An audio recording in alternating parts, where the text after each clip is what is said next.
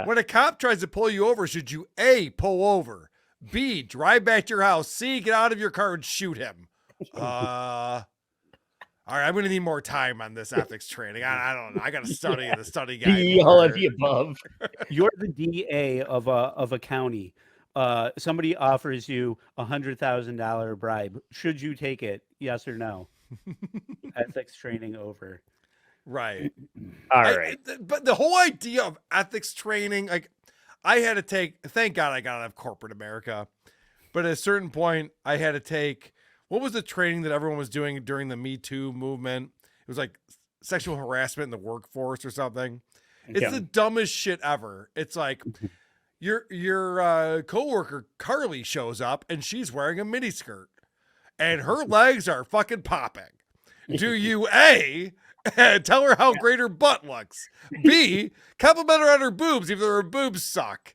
C, put your dick in her mouth? Or D, keep it to yourself? We're like, I think I know the answer. I think I got this one. Yeah. Carl's writing in, shine my shoes till they become mirrors and walk up behind her. Yeah, they didn't even have the thing that I would have done out there. I'm like, all right, cool. I can get this one easily. Yeah.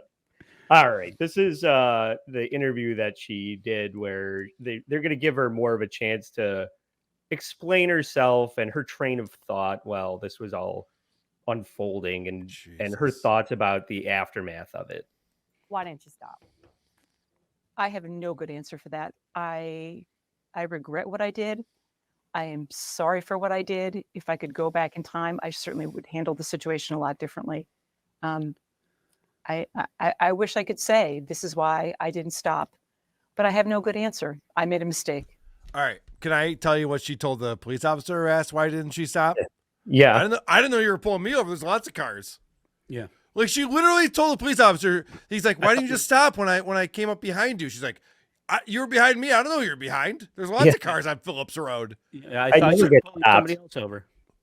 So the fact that her story's changing and it's getting worse is a bad sign, right? Like at least if she would have stuck with that and be like, oh, I didn't know. I was trying to like drive fast so the cop would get to where they were going. I thought they had an emergency to get to. Like I would have just stuck with that. Like, why did you pull over? She's like, because I'm above the law. Like, whoa, no, go back to the other story. That was better.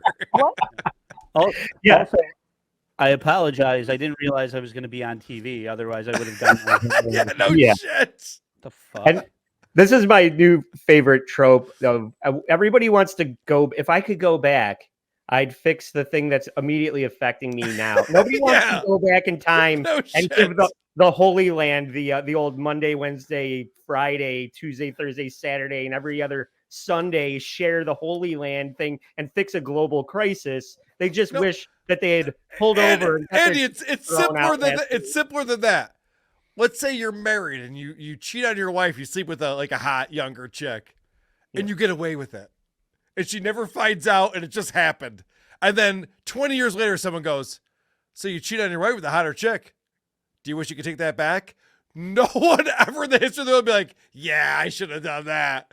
It's only when you're caught. Right. It's only when you're caught. You're just like, I should have never done that. I feel so terrible about it.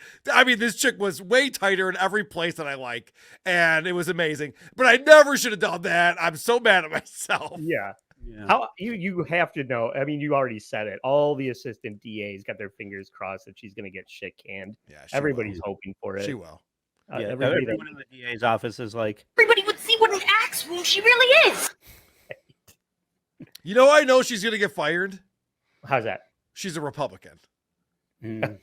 Everyone else on the board are Democrats. This is the city of Rochester. Yeah. There's no way she survives this.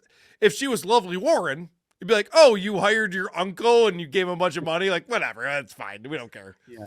She's a Republican. She's definitely getting shit canned. Yeah. And most people know why Sandra called the chief of police, but they want to hear her say why she made that. Okay, yeah, let's hear. What were you hoping to achieve by calling the police chief 3 times during that incident? So the context is, you know what, I work with law enforcement every single day. I have every single chief's cell phone in my phone.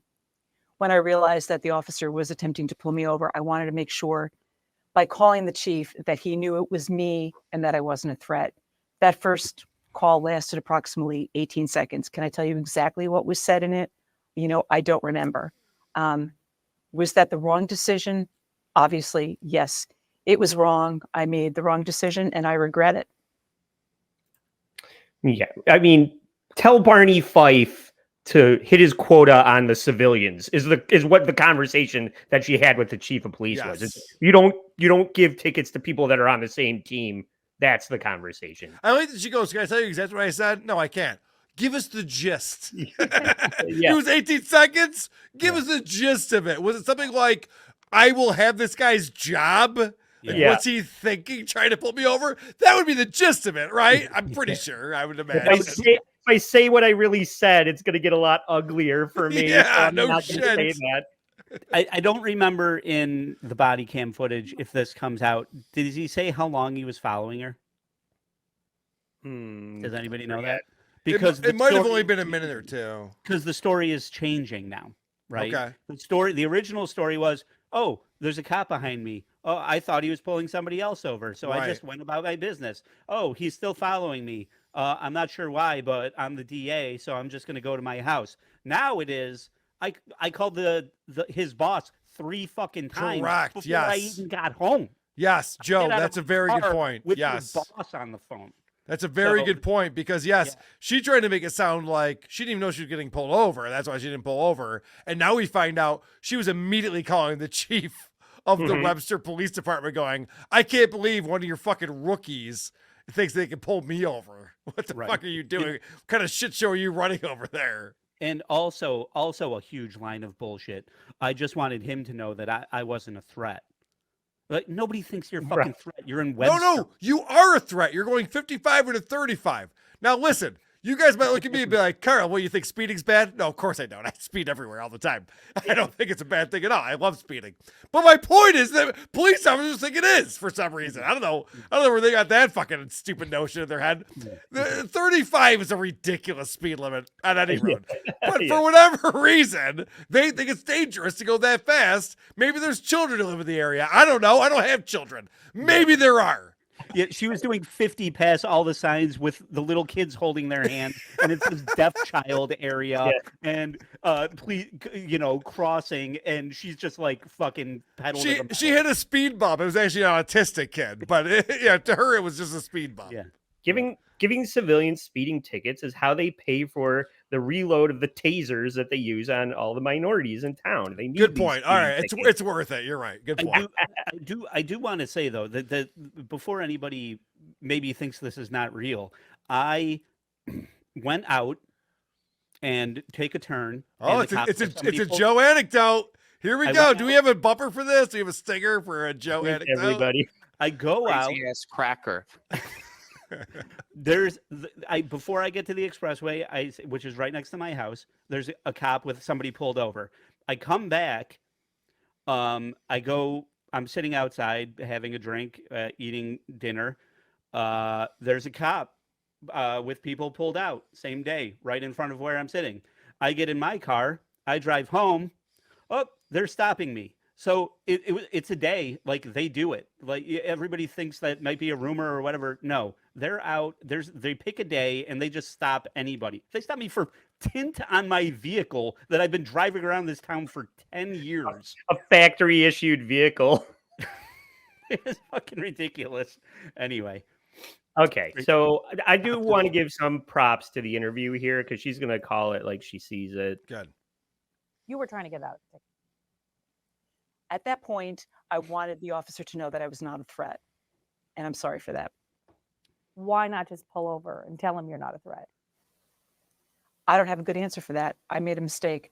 I was not thinking clearly. It all happened so fast. If you understand, the area where, I first saw the officer to my house, it was a little over a minute. The whole thing unraveled so quickly. I made a lot of mistakes. If I could go back in time, I would certainly stop and handle it differently, but I didn't. And I was a jerk. All right. What a retard. Yeah. Can I just point out, that's the dumbest excuse ever. She has had zero training on how to deal with this, apparently. Whoever her PR firm is, or crisis management. Like I used to work at an agency. We had a crisis management portion of the agency. Here's They a would work with Carl people like anecdote. her. What's that? Here's a Carl anecdote. Yeah. Yeah. Crazy ass cracker.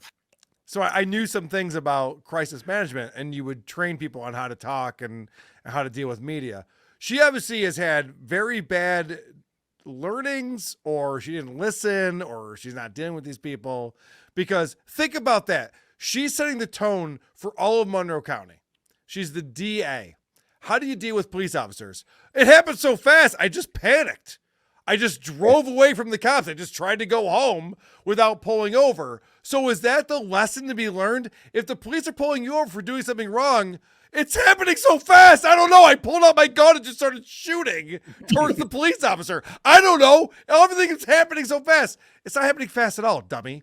Someone was pulling you. We've all been pulled over. I've been pulled over many, many times. Carl anecdote. I've been pulled over many, many times. I've lost my license multiple times. Me too. When I was a teenager, I'm better now.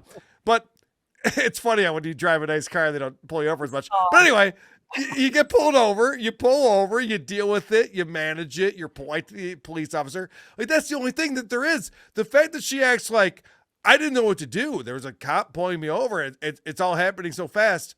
I know. That's the worst. Not since George Floyd has there been a worse teaching of how to deal with police officers. Yeah, yell, I can't breathe. Yeah. And then die of a fentanyl overdose, and that's the way to deal with it. Like, no, that's the wrong way to deal with it. You're teaching people the wrong thing.